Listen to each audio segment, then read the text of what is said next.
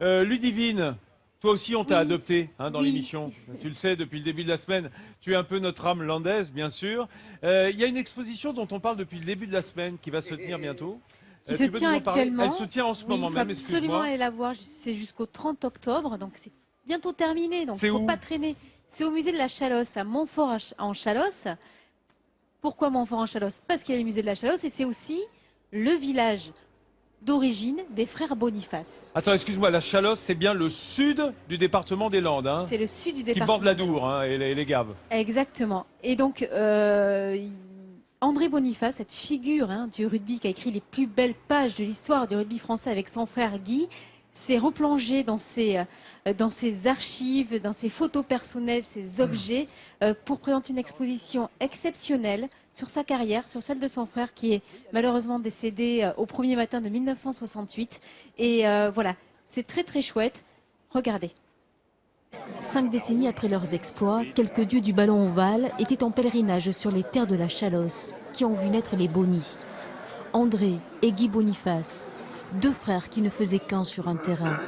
Deux frères que la mort de Guy va séparer un jour de l'an 1968. André a confié ses 2000 photos au musée de la Chalosse. À Montfort, dans son village, il revit chaque moment avec ses camarades de jeu.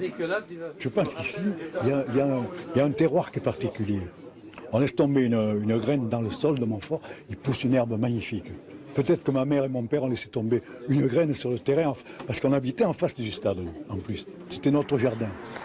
André et Guy étaient plus que des joueurs. C'étaient les artistes de la beauté du geste, les inventeurs de la magique passe croisée.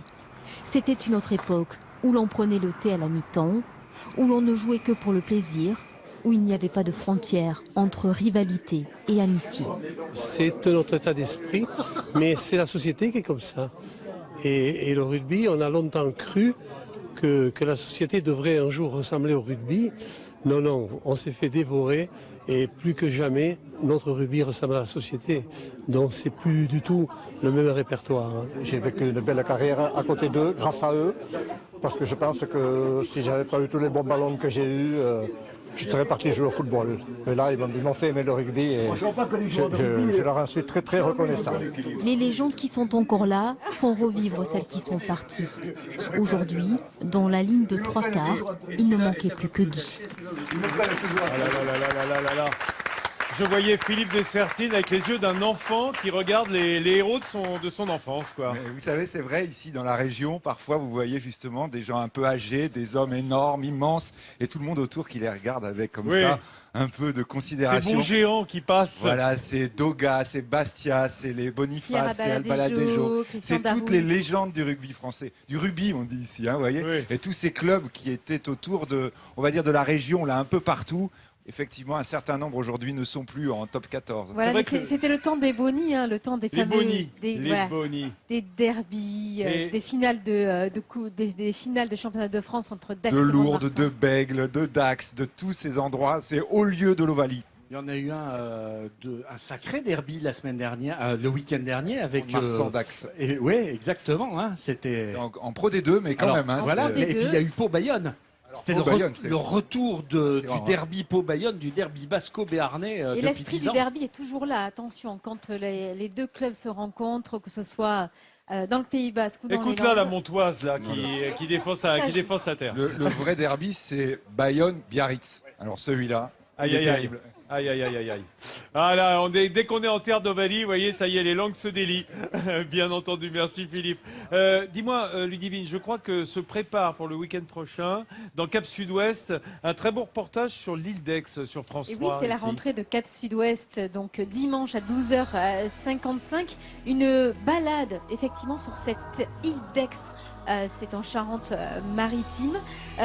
Vue du ciel, C'est l'ami Éric Perrin qui fait ça, non? C'est l'ami Éric Perrin donc, qui se balade avec son drone. Cette île, elle est vraiment extraordinaire. On peut s'y balader qu'à pied ou à vélo. Voilà, il faut le savoir. Forêt, crique, plage de sable fin, il ne manque rien. Tout au long de cette promenade, Éric donc, vous fait découvrir l'histoire de cette île et va à la rencontre des personnages qui font toute la richesse de ce lieu exceptionnel. Et pas très loin, ils iront même jusqu'à Fort Boyard. Vous connaissez Oh, Fort j'adore. Boyard? Voilà, Eric, qu'on salue, qu'on aime beaucoup et qui fait un peu le même boulot que nous, hein, comme ça, C'est de dimanche se promener. à 12h55, donc sur France 3 Aquitaine et sur France 3 Sud-Ouest en général. Et soyez-y, bien entendu, voilà. T'as des drones géants juste derrière toi, Vincent.